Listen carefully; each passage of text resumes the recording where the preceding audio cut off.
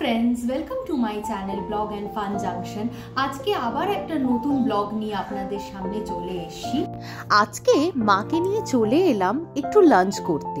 দেখেই বুঝতে পাচ্ছেন কোন রেস্টুরেন্টে এসেছি লাঞ্চ করতে। আমি এসেছি হাটারি রাসবিহারী অ্যাভিনিউর ওপরে যে আউটলেটটা আছে, ঠিক ট্রায়াঙ্গুলার পার্কের উল্টো দিকে। কিছুক্ষণ ওয়েট করার পর অ্যাট লাস্ট আমরা সিট পেয়েছি।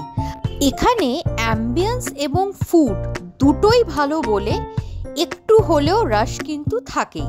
তাও আমাদের বেশিক্ষণ ওয়েট করতে হয়নি, ওই 10 to 15 মিনিটস ওয়েট করতে হয়েছে। আর আমার না হাটারির খাবার বেশ ভালো লাগে। চলে এসে মেনু কার্ড, আর আমি ব্যস্ত হয়ে পড়েছি, ভালো করে দেখে নিচ্ছি কোন আইটেমটা অর্ডার দেওয়া যায়। মোটামুটি হাটারিতে এতবার খেয়েছি আমি, ওদের যে মেনু কার্ড মুখস্থ হয়ে গেছে।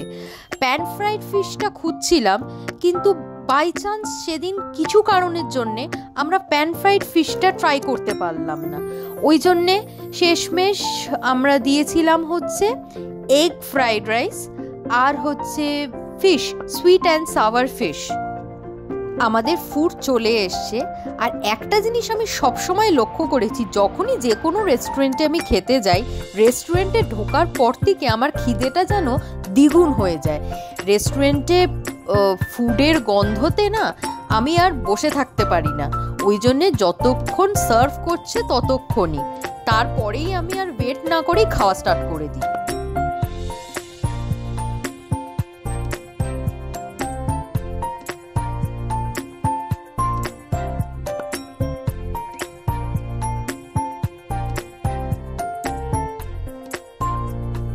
সার্ভ করতে যতক্ষণ টাইম লাগলো, ব্যাস আমি আর অপেক্ষা করতে পারিনি, আমি স্টার্ট করে দিয়েছি খেতে। হাটারির ফুডের ব্যাপারে তো বলার কিছুই নেই, যথেষ্ট ভালো। আর একটা সবথেকে ভালো বিষয় হচ্ছে, সে আপনি যে সময়ই যান না কেন, ওরা কিন্তু কোয়ালিটিটা খুব মেনটেন করে।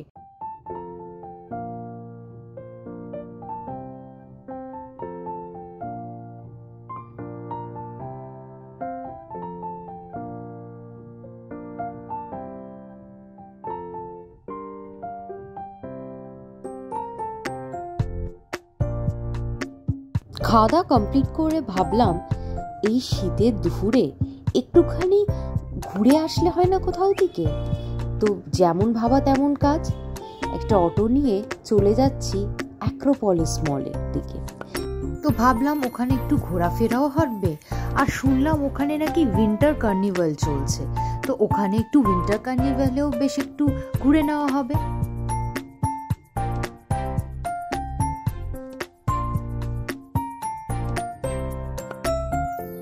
অ্যাক্রোপলিস মলে তো পৌঁছে গেছি।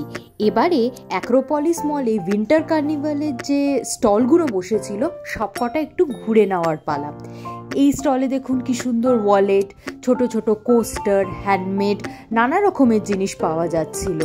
এখানে হ্যান্ডমেড জিনিস, তারপরে হচ্ছে শাড়ি, তারপরে সফট টয়, টি শার্ট, অনেক কিছু ছিল একটা স্টলে। এই স্টলটা যেটা আপনারা দেখতে পাচ্ছেন, এখানে হ্যান্ডমেড কুকিজ, কেক এগুলো পাওয়া যাচ্ছিল। তারপরে হচ্ছে টি স্টল ছিল, ফুড স্টল তো ছিলই। যে কোনো এখন উইন্টার কার্নিভাল হোক বা কোনো রকমের মেলা হোক, যে কোনো জায়গাতে ফুড স্টল থাকবে না এটা কখনো হতে পারে না।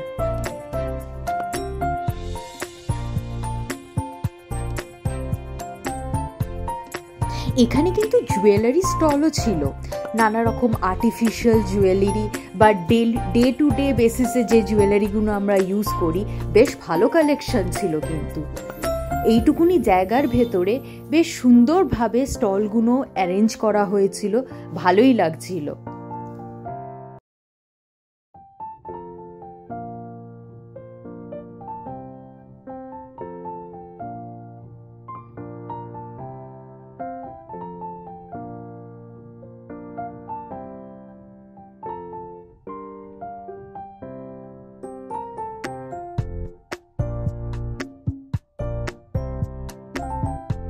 যদি ব্লগটা ভালো লেগে থাকে লাইক, শেয়ার অ্যান্ড সাবস্ক্রাইব। আর যারা আমার ব্লগ প্রথম দেখছেন ডেফিনেটলি আমার চ্যানেলটা সাবস্ক্রাইব করে নেবেন। আরও নতুন নতুন ব্লগ আসবে, সঙ্গে থাকুন, ভালো থাকুন। আজকের জন্যে বাই।